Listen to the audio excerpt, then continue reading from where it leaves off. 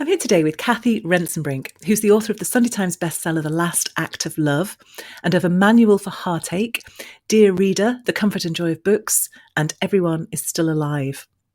It took her 20 years to wrestle her own life story onto the page, and she loves to use what she's learned about the profound nature of writing the self in the service of others. Cathy has taught for Arvin, Curtis Brown Creative at Falmouth University, which is where we met, and at festivals and in prisons, and welcomes anyone, no matter what their experience, education, background or story. She believes everyone's life would be improved by picking up a pen. So welcome to the show, Cathy. It is brilliant to have you here. It's a pleasure to be with you. When you talk about life writing, you really are talking about pure life writing. And when I talk to my authors about life writing, it's about weaving their story into a business book. So I'm really interested to talk about the sort of the dynamic between those two. But let's start with the pure stuff. So why do you think it's valuable for people to write about their own life? Well, I suppose writing is just a part of communicating, isn't it? And I think often what writing gives you is, unlike, say, talking to someone, writing provides a space in which you can spend quite a lot of time working out for yourself what it is you think and feel about things before there's any temptation or obligation to share those opinions with other people. So I more and more think of it as a kind of, it's my melting pot. It's the place where I work out what I think about the world. For me, it's not really. It doesn't start from a point of view of like I know loads of stuff. I'm going to write these things down so I can share my wisdom with the world. It's not really like that. It starts from a point of view of almost like confusion, and then like I'm going to work out what I think, and then if I end up with something that I think might be useful to other people, if I end up with product, then that's great, and then I go on and do that. So it's a real and the great thing about it is, this is why I'm quite evangelical about it, everyone can access that bit. Obviously not everybody can get their book published or win a prize or whatever, but everyone who is basically literate can have that opportunity, that luxury, I would say, of using writing to help you hone your thoughts and help you hone your opinions. And again, sort of slightly moving towards the business book side of things, hone your message, hone what it is you want to contribute. And I think that works. For me, that works like across the spectrum of things, whether you're a vicar writing a sermon or whether you're a business owner working out how to communicate your brand. It's not that dissimilar for me, really, I think. Yeah, that's a good point. And what is it about the process of writing that achieves that? What is the magic by which all the mess turns into sense or meaning? Well, yeah, I mean, that's a very good question. I do think there is a magical element to it. My general feeling is that you have to do it. You have to turn up at the desk. You have to turn up at the page. You can't wait for the muse to strike you whilst you're just out getting drunk, having chats or whatever. So you have to kind of put in a bit of graft. But if you put in a bit of graft, then I do find the next stages are often a little bit magical. And again, that's for everyone. That's not just for literary novelists. I think and some people have probably experienced it, maybe even, writing a speech. You sort of start off, if you stick with it, if you stick through the self-doubt and the why am I doing this and the whatever, at some point you often access a little bit of like, oh, yeah, that is good going there. And I don't, quite sure where that idea came from. So I think there is a bit of magic in it, but, hard work. And then if you work hard, you get a bit of magic. It's important for me that it's that way around. There is an awful consistency around the applying the bum to the chair that comes out in pretty much every conversation in this podcast. It's heartening to know it isn't just business books; it's every form of writing.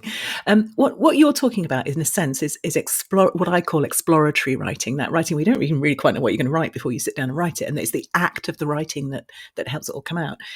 But of course, at the book at the other end of the scale is the sort of expository writing. It's where you've got a message and you're communicating as effectively as possible. Do you, as you write, have a sense of crossing that boundary? I mean, I know it's a continuum, but is there a point where you're like, I am now ready to start focusing on the person who's going to be reading this rather than me, the writer, making sense of it? Or are you kind of almost writing for yourself the whole way through?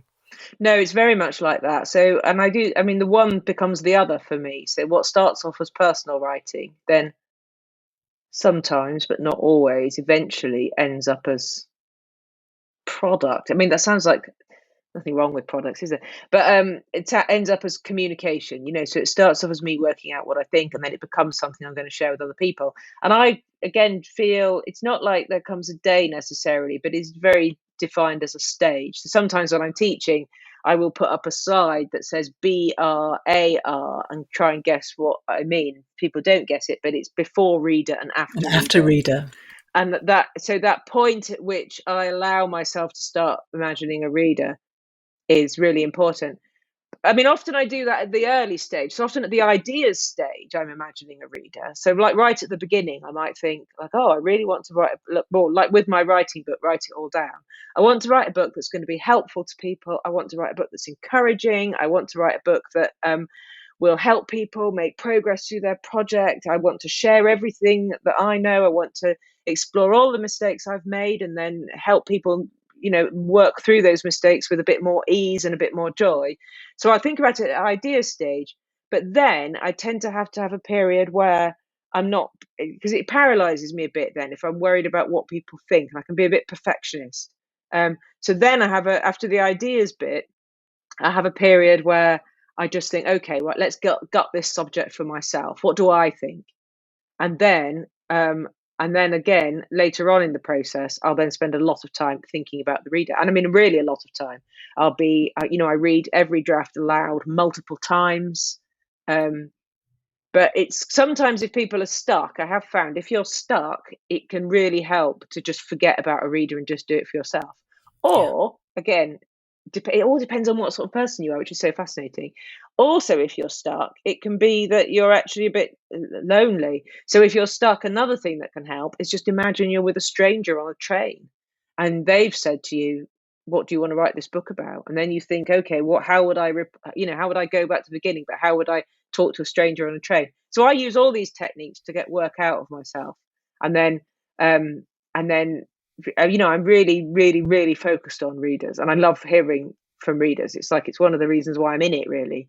But I call it the death of the reader. There's this big stage where I just have to get away from that feeling of being observed, or that it's got to be too good at the beginning. That's absolutely fascinating. And I love that. And I remember reading the book about the death of the reader, but also in a sense, the creation of the ideal reader. That's that person with whom you feel you can be completely open and honest, and that interplay between them. And I think this is one part of the craft of a writer, isn't it? You get to learn that there isn't one way of writing. It's a long process, and it requires shifts of state and energy and tricks that you play on yourself to keep it moving and to get past the different blocks. Yeah, I think that's really important. And one of the key things for me is, I've stopped expecting it to be easy. I used to get into terrible troubles because I thought if I was talented enough, then I would find it more enjoyable. It still seems very odd to me that given the sacrifices I make for writing and the fact that I'm completely obsessed with it, I never really want to do it. I Having always, done it, it's great, right? having done it is fantastic. I feel amazing, but I never really want to do it. And I think that's um obviously that's writing books, but actually it's also everything that I think will be really relevant to your to your listeners, to your business book listeners, or to business holders, because I'm also a small business person these days, which isn't tends to be not how I think about myself, but that's something that accidentally happens when you write books, because there isn't a way to do it that isn't being self-employed. And then people keep telling you you're a brand, and gradually, after a bit of like, gosh, am I? You sort of slightly finally accepted it. And then it's and actually just chosen to then find that quite interesting. But I often don't want to I often have this period of so the idea stage I love. The idea stage is amazing. I might be out for a run or talking to friends or just staring at the sky, and I'll think like, oh, I could do this.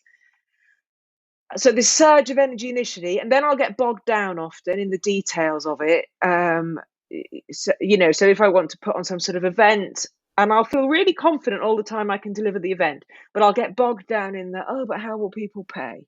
I'll get bogged down in some bit of thing. And then, of course, I'll have to write copy for it, which is more like writing a business book probably than writing a literary memoir. And that, again, will be quite a lot of effort.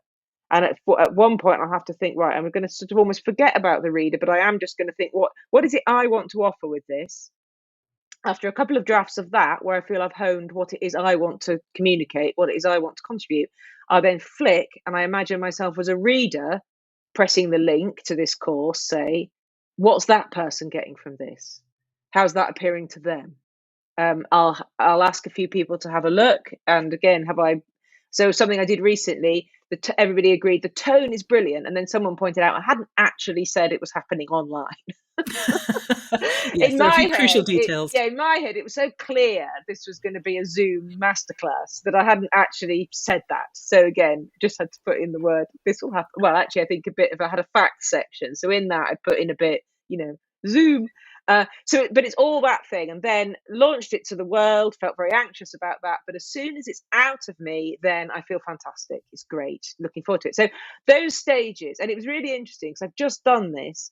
And it was really interesting doing it and comparing it to writing whole books, that it's kind of effectively the same thing.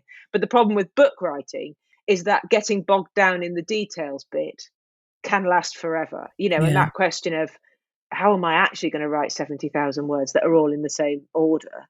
That can like really paralyze you. So it's what a lot of my work is about, working out how do I harness the excitement of the idea stage, remember how satisfied I will feel when I will finish, so that I will be able to navigate the ups and downs, the ebbs and flow of my own confidence with the idea, so that's what the whole project is about. Yes, and it's very interesting, that sort of microcosm of you can apply. We know how to do a blog post. We know how to launch an event. Those smaller things. Actually, you just have to scale that up and Yeah. use those tactics at the bigger scale as well. The sense of planning, I think, is interesting because as you say, that it's the starting energy. It's so clean, isn't it? And it's so exciting and pure. And then you sort of get into the soggy middle, and But when I was reading your book, it was really interesting that you were saying, the planning thing is kind of putting the cart before the horse. If you're writing memoir, you can't plan it out because the whole point is that you only uncover what it is you're trying to say as you write. Whereas, of course, when I'm working with business book authors, one of the things I tell them is it's going to be a hell of a lot easier to write this book if you do the planning up front. Mm-hmm. So that interplay between leaving it loose enough that you uncover actually the message that you want, but also putting in place structure so you don't just end up lost in the wilderness. Mm. What do you think about that? What's interesting, of course, is you've gone from writing pure memoir and now writing more of a kind of how-to book. Mm-hmm. Did you feel that balance shifting in those? The leading question. Yeah, very much so. And again, the main thing I would say about this is what writing is really. I think people in general really misunderstand what writing is. They think writing is about writing one beautiful sentence, then writing the next beautiful sentence. Whereas for me, writing is actually all about this, almost how you tolerate the confusion between having that clean stage of I want to say this, and how you tolerate the confusion, the gap between your aspirations for the project and the current dog's breakfast you see before you, or that sense of like, how do I even start? So I think if you have something specific you want to communicate, like again, so I definitely wrote my writing book, Write It All Down. I would have written that more like a business book because I wanted to write a book that was useful to other people, that shared what I know about writing. I was also helped structurally with that because I do teach residential courses. So I decided to take as my rough structure the way I would communicate information to a group of people who were coming to spend time with me in real life. And that led me to, and again, then it's hard to do because with the writing, as with lots of things, it's not really that there's these things you need to know on day one and these things you need to know on day four. You're zipping and zooming between them all the time. So it's like holding space for that. But it did lead itself to that kind of approach. And I would definitely think if someone's writing a book like that, again, also a business book, a really helpful thing to do, I would start with that, is like a brain dump at the beginning. Not necessarily worrying. What can distress people with planning is they worry about what order they're putting things. I would go even before that and start with what is it you want to say, and even like mind map that. And then you might get down, you might have 6 things, and then you might think, oh, there's that. And then you might end up with 16 things. And then you think, actually, well, can I refine this down to, for now, let me pick 3 of these and let me work out how those are going to work and put those together before I decide what's happening in the rest of it. Because I do find that if I overplan anyway, I just find it really difficult. It's not at all for me. It's not at all that I think it's somehow more creative not to plan.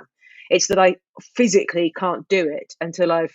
So I think of it now as like I chip away a bit of rock and then I find a few diamonds or whatever, or uncover little alleyways, and that shows me where to go next.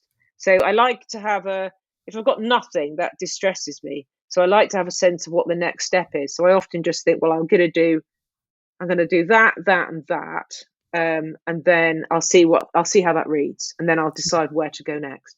But I might have this big brain dump mind map that's my current idea of where I want to get to it.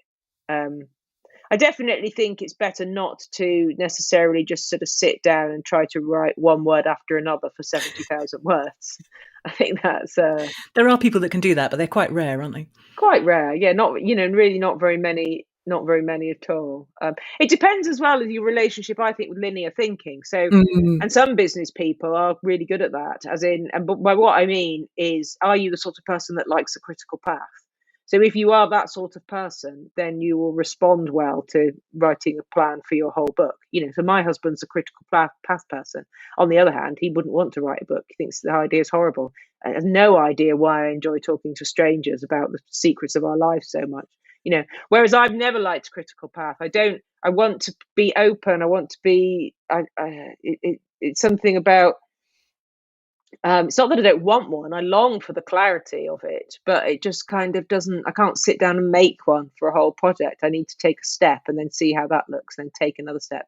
One thing, whatever way you are, I think the thing about planning and structure is you always want to think of it as, how can I have a useful framework that will help me organize my ideas and get it written? So, And that's what it comes down to, isn't it? It's not that this is the right way to do it. It's just bloody work. Try things out and see what works for you. yeah, absolutely. And don't restrict yourself. Like sometimes my longing for structure has led me into too restrictive pattern. And I've really fallen foul of trying to, like with my writing book, actually, I planned it in 4 parts. And for ages, I thought I had to write this 4th part. And then one day I just thought, and I was planning the 4th part was going to be about publishing, sharing.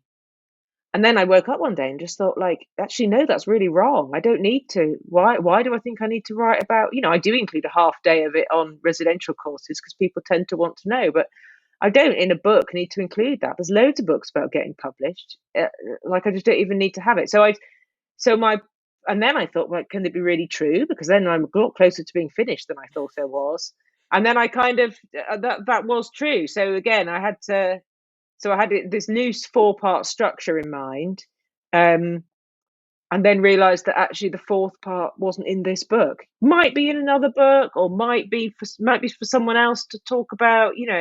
And the more I write, the more I see that and I think this would be really important for your listeners. You're working out what's going to go in this book, i.e., this container, in the same way that you think what goes in that podcast, what goes in that blog post, what goes in that speech to my people, what goes in that letter to my subscribers, what goes, it's not that we have to bung everything in everything. It's often working out what's going to sit best where. And actually, if you try and overfill the book, you kill it, don't you? It sort of dies under its own weight. Yeah, I think so. And definitely, I call it kitchen sinking when, and all beginners do it. You're just trying to shovel everything into the same, the first chapter is creaking under the weight of everything, and basically trying to say everything all at the same time. It was really useful for me, and again, I think sometimes people really underestimate transferable skills. Actually, you said something earlier on about we know how to write a blog post, we just need to grow that. And I think often people can be almost a bit too respectful of writing or writing books. Whereas actually, I've never yet met anyone who people who think they know nothing about writing, and then when they tell me about what their life is and what they do, and I immediately see lots of ways in which their knowledge is going to really help them to write a book. So I think we could really underestimate transferable skills, and everyone will bring a different set of skills to the book writing process, and a different kind of a different way of doing it. But anybody who's gone through that process of, okay, let's have a brainstorm and then let's see, kind of like product development. Again, it probably would help to think of the book, putting your own book through that sort of product development process. It's such a great point, because I think an awful lot of people think of writing as something rarefied and different, and they kind of step into different shoes. And now I'm a writer, and this is new to me. And actually, feeling yourself more resourced, feeling that you can bring probably a unique set of skills and experiences to the job of writing. It's quite empowering, isn't it? Yeah, and I often talk to people who've done, used to doing presentations, used to doing really big sales presentations, and they haven't worked out that what they're doing in a sales presentation is they're using themselves and their energy and their emotions and their story, and then they're using PowerPoint slides to construct a narrative. And people that are used to doing that are really good at making like a bin of content, if you like, making the mind map, making that into a journey, because they're used to doing that for their clients. So again, if anybody can do that, then they've really got like a head start on how to construct a narrative. That's and really, I think, a positive message for business people who often feel a bit of imposter syndrome when they step into the kind of the writer role, is actually a lot of the stuff you've been doing in your business is all about telling your story, crafting your message, thinking about the impact you're making, structuring stuff, and having a central message, which, as you say, is avoids I love the kitchen sinking out of the way. I love that. This is a kind of a mean question, because we've sort of been doing this the whole podcast. But if I said to you, what's your kind of one, if they take nothing away from this podcast apart from this, what is your one best tip for a first-time business book author? It's First-time to author.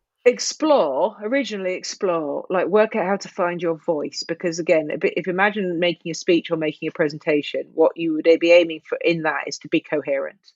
And you need to do that in your book as well. You need to work out how to be coherent, but you don't necessarily have to do that from the off. You can explore a bit on the page, explore the voice, but what you're aiming for, ultimately, your finished product, you are working towards being able to, for clarity and coherence. And I'm going to dig into that a bit more, sorry. But when you say explore, I mean, you talk in the book about things very close to my heart: free writing, prompts, time writing. So if somebody's going, how do I explore, Cathy? Just give us a little bit more of an exercise they could try. Yeah, so I mean, loosen yourself up a bit. And again, you might find that you want to write your book in your corporate voice, but actually, mostly with books, you can go for something a bit more intimate. So, say you're used to writing a speech to present to, your staff, or say you're used to writing, I don't know, newsletters that go out to your subscribers. Just sort of sit down with a. It can really help to get off a computer and just take a writing prompt, something like "I remember," and just write something a bit more personal. That doesn't mean I'm saying that in your business book you should have loads of personal anecdotes about your memories of your first pet. It's just playing with the voice a bit, just thinking, do I like this? How's this going down? How do I like this? How do I like the way I sound with this? And then you want to, it's kind of like just experimenting, really. How can I get the energy up in this? Because all books, it doesn't matter what they are, all books have to be interesting. And so uh, like, you have to think that the reader has to be attracted to the voice, and the voice, again, just means it's the sense of personality and presence that's somehow slightly magically in the book. So it's working out that, really, it's working out how I want to sound. And you can think, like, you can ask yourself, where do I feel most myself? Because often what we're aiming for with voice is just how to sound like yourself. Often what happens when people aren't used to writing and they're scared of thinking themselves as writers is that they then go into this sort of like odd overdrive where they try to be writerly. And that's almost always a mistake. So don't think you've got to get a thesaurus. Don't think you've got to use different words than you already use. Just work out, where do you feel at your best? Where are you at your most confident? What's your like peak thing? If somebody had to watch you do anything, what would it be? Where do you feel best? I mean, it could be like playing golf or swimming or playing with your kids, but wherever it is, try and get a little bit of that vibe into the writing. Try to think how you could get a bit of that enthusiasm and keenness into the writing. I love that. So almost like recalling a state and bringing that with you into the new domain. State is everything, which is something I've worked with this fantastic person recently who's writing a business book, but from his perspective of being a kidnap operative. So we did a lot of work shaping how we were going to get the personal elements of the story in, but essentially within a framework that is still a business book, how you too can use the lessons of kidnap negotiators. But it was a really enjoyable process for me because, and actually, we worked out very minimal personal story with the idea that he could then write a memoir about all the massively interesting things that have happened to him in his life. But that to first of all just aim for quite a slim, again, coherent, clear vision of this will help you do this and this will help you do that, if you see what I mean. Do you know, at the risk of wandering into an entirely new and separate podcast conversation, something that really interesting that strikes me there, I mean, you sort of said about loosening yourself up and the exercise, I remember, which is, I love doing actually. I think one of the first times I did free writing, I think the prompt was something like the first room I remember. And I was blown away by all the stuff that came out of that. So doing that stuff, I think, is incredibly powerful, helps with the craft of writing, helps you find your voice. It also helps you surface your story and notice what's important. As you said, nobody wants to hear about your pets and your first room in your business book. So how do you decide what is self-indulgent and what is actually really helpful and relevant for the person who's reading your book? Well, I don't really think anything's self-indulgent because I see it all as just being part of the journey. And one of the things that helps me visualize this is if you think of an iceberg. So Ernest Hemingway used to say about fiction that the author needs to know the whole iceberg, but the reader only needs the tip of the iceberg. So I think of all this as iceberging. So you write down something about your cat, and actually that's just helping you find your voice. Sometimes, that cat anecdote, that might work really well, depending on what your business is. That might work really well in some kind of post or some kind of speech. Or one of the other things about books is if you do write a book, then you're always then wanting to write articles sort of around the book. So Yeah. lots of stuff that we might take out of I'm always saying this to people. Like I said, I don't think that's the first chapter. I think that's a standalone piece for the New Statesman that you could do on publication. It's that kind of thing. So you always need more content around the book. But for the book itself, what you're doing is you're iceberging so that you can then really hone the tip of this iceberg. Really have clarity then about what it is you're communicating with other people. That's a great Another really image. useful exercise, I think, and again, you can do this with all writing, personal, business writing, whatever it is. Write as fast as you can what you want to say, edit it, and then at any point, say it's like 1,000 words, set yourself the exercise that you've just got to lose 250 words. And you'll often find then that actually it's a better piece of writing as a result Less because is more. you'll have to sacrifice one of the strands, or you'll have to sacrifice that paragraph that sort of follows on from that, but then kind of slightly detracts from the whole. So it's I do find it fascinating, as you can probably tell, that Oh, interplay between that sort of creative thing and then you do the really rigorous. So in the before reader bits, I'm just like complete I can do anything. Like if it wants to be cats, it wants to be cats. And then the after reader bit is sort of like, well, I don't think the cat stuff really lives here. See, I'm now thinking, think how well cat videos go down on social Yeah. media. I'm thinking, the whole cat anecdote thing, that could be a new business book trope. Well, who knows? I mean, people do love. As my husband pointed out the other day, that my own Instagram content has become quite cat heavy since we got our kitten. I bet you're getting loads of engagement on it as well. Recommend a book for us, Cathy. I'm going to leave it completely up to you. Any book you want to recommend to us, frankly.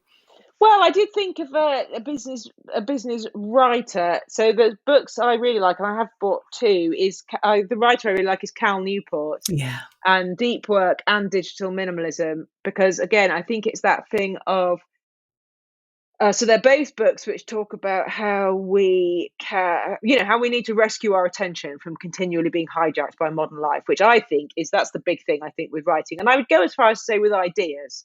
Again, if you want to make an idea happen, then I think you've just got to close down some browser windows, get away from the screen, go back to a notebook and write down the 6 things you have to do to make the idea happen. Certainly for me, I have to be really careful about how much social media I allow myself, because if I start consuming other people's content, it's just like I'm detonating a bomb in my brain. I won't then see my own pathway clearly at all. So they're both really good books about how to make time. And it's that for me. It's like you stop expecting it to be easy, carve out time, respect that time, and then know that, and then you'll be carving, you'll be hewing it out of the rock face. Know then that if you do that, one foot in front of the other, keep learning, open mind, then you will get to where you want to be. This will be going out towards the start of 2022, and I think that is a brilliant insight and resolution to carry forward into the year if writing is on your personal purpose agenda. Where can people find out more about you, Cathy? Well, I'm obviously not there that often, but I do a little bit of the old socials. So I'm at I'm so Cat. glad you're back on Twitter. Do you know, I often thought I accidentally permanently deleted myself. So my original Twitter is long gone, but I did start again. And every so often I do think, like, why am I doing this? But then people send me nice messages saying that I am a little bit helpful or whatever. So I do stick with it. But again, as I said, I carefully control myself. But I'm at Cat Rentzenbrink on Twitter and on Instagram. And then I can't remember what my website is. Cathy reads books, I think, possibly. But again, if you Google me, you will find me. And I do put effort into keeping up my website because people find me for teaching and mentoring that way.